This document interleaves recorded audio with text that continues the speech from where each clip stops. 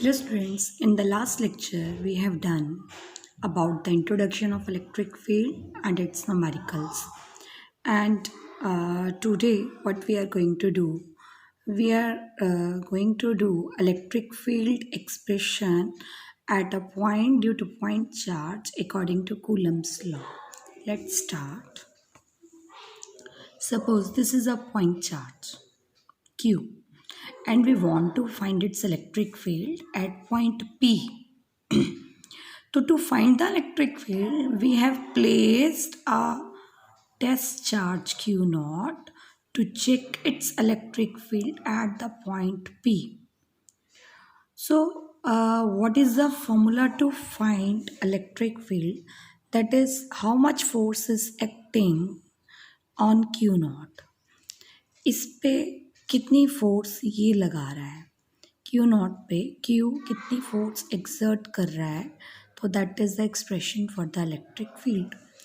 तो मीन्स कि electric field निकालने के लिए फोर्स को पहले पता करना ज़रूरी है.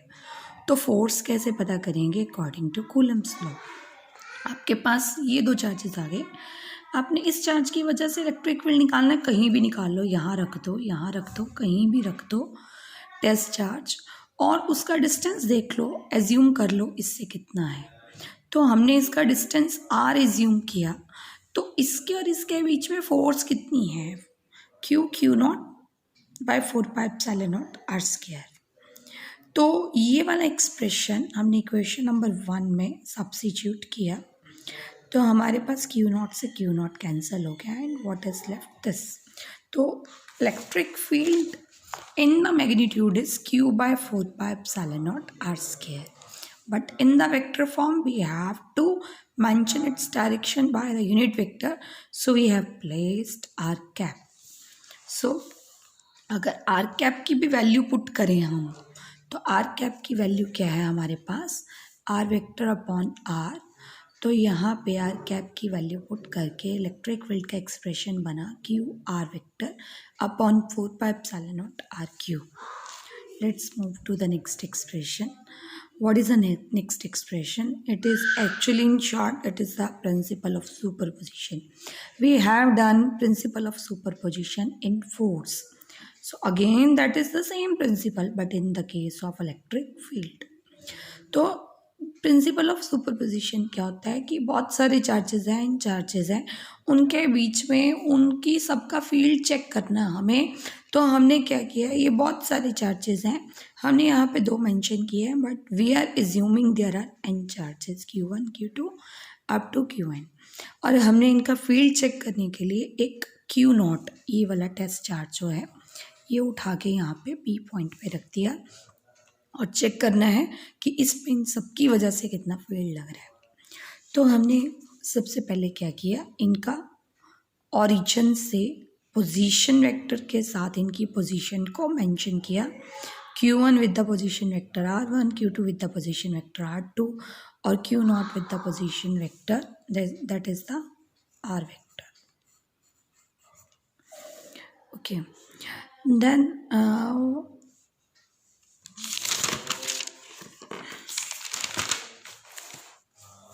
सबसे पहले Q नॉट पे Q1 के कारण जो फील्ड है वो निकालते हैं. तो वो हमने क्या कहा, E1 ले लिया, पर E1 क्या है? Electric field on Q naught due to Q1. तो उसका फॉर्मूला कहाँ से निकलेगा? F01 F01 upon Q naught, कि Q नॉट पे पहला चार्ज कितनी फोर्स लगा रहा है. तो इलेक्ट्रिक फील्ड के एक्सप्रेशन क्या बन गया? फोर्स अपॉन Q नॉट, इस पे कितनी लग रही है, इसके कारण. तो सबसे पहले हम फर्स्ट का निकाल लेंगे, बाद में हम जनरलाइज ही कर देंगे. तो हमने क्या किया, F01 upon Q naught, that is the electric field on Q naught due to first charge.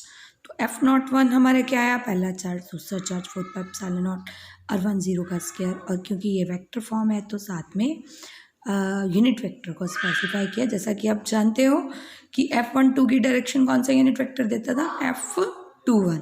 तो हमने इसको इंटरचेंज करके यहाँ पे लिख दिया. तो ये कैंसिल हो गया, ये बचा आपके पास. अब हम जनरलाइज कर सकते हैं कि E02 क्या होगा, Q2/4πε0, यहाँ पे बस ये चेंज कर दिया R2 0/R2 0 cap. Similarly E03, similarly E0 n.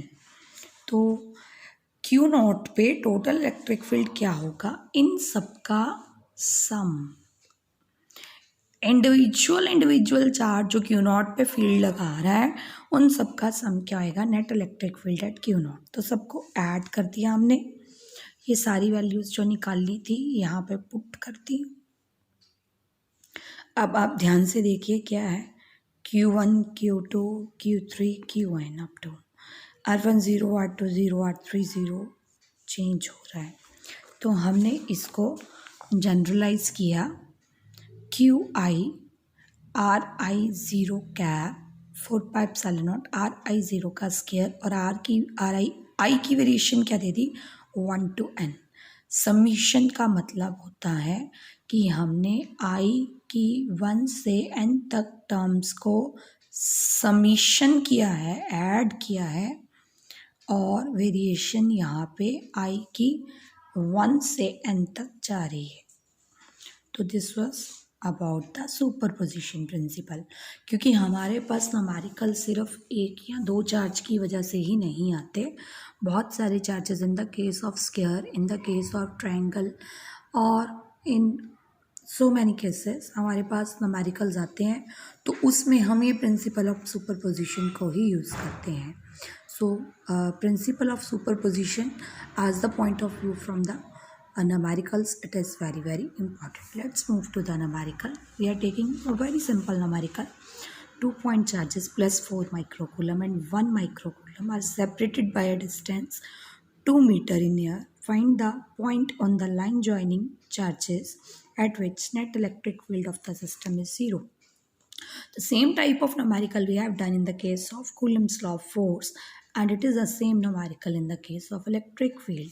हमने क्या किया? दो चार्जेस ले लिए, दोनों के बीच में डिस्टेंस 2 मीटर है, बस इतना ही लिया है. उसके बाद और क्या बोला उसने लास्ट में कि इलेक्ट्रिक फील्ड निकालो लाइन जॉइनिंग पे जहाँ पे नेट इलेक्ट्रिक फील्ड 0 है. पॉइंट निकालो लाइन जॉइनिंग पे जहाँ पे नेट इलेक्ट्रिक फील्ड क्या है? 0 है. तो हमने वो P पॉइंट ले लिया, मान लिया कि यहाँ पे नेट इलेक्ट्रिक फील्ड दोनों की वजह से 0 है. तो इसकी वजह से इस पे इलेक्ट्रिक फील्ड क्या आएगा? आउटवर्ड्स. पॉजिटिव चार्ज का इलेक्ट्रिक फील्ड क्या होता है? लाइन जॉइनिंग से outwards. Same in the direction of force. जो फोर्स की डायरेक्शन वही फील्ड की डायरेक्शन. तो इसकी वजह से यहाँ पे फील्ड क्या लगेगा? Same outwards. ये लाइन जॉइनिंग इधर से आउटवर्ड्स. जो फोर्स की डायरेक्शन F2 की वही फील्ड की डायरेक्शन, क्योंकि दोनों पॉजिटिव चार्जेस हैं. क्योंकि हमने कहा P पे नेट इलेक्ट्रिक फील्ड 0 है, तो मतलब ये दोनों बैलेंस हो गए हैं. और वैसे भी ये दोनों अपोजिट डायरेक्शन में है. मीन्स E1 ने E2 को कहीं पे बैलेंस किया है जहाँ पे नेट इलेक्ट्रिक फील्ड क्या हो गया? 0. तो E1 की वैल्यू क्या आएगी? इसकी वजह से है ना, Q1/4πε0 डिस्टेंस x का स्क्वायर, Q2/4πε0 डिस्टेंस 2 - x का स्क्वायर, और Q1 और Q2 की वैल्यूज पुट की. ये आया हमारे पास. उसके बाद हमने एडजस्ट किया. We are getting this. एक प्लस साइन, एक माइनस साइन, एक पर प्लस लेके एक पर माइनस लेके we are getting two values. x is equal to 4/3 and x is equal to 4. Total distance is 2 meters, so 4 meter is not possible. So we are rejecting this value and we are taking 4/3 meter because it is a correct value. And this is the distance from the plus 4 microcoulomb charge.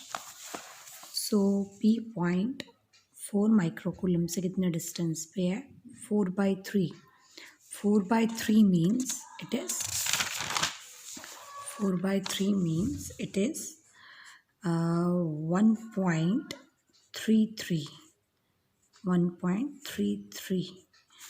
So means ये जो P point है वो इससे दूर है. या आप कह सकते हो कि 1 माइक्रोकूलम के पास है. तो ये भी एक रूल है कि जहाँ पे नेट फील्ड जो न्यूट्रल पॉइंट होता है वो हमेशा स्मॉलर चार्ज के ही नज़दीक लाई करता है. ये हमेशा याद रखना है। आंसर निकालोगे आपको पता चल सकता है कि हमारा आंसर ठीक है या गलत है, बिकॉज हमेशा न्यूट्रल पॉइंट जहाँ पे फील्ड ज़ीरो होता है, जहाँ पे फोर्स ज़ीरो होती है, वो हमेशा स्मॉलर चार्ज के पास ही लाई करता है। So thank you for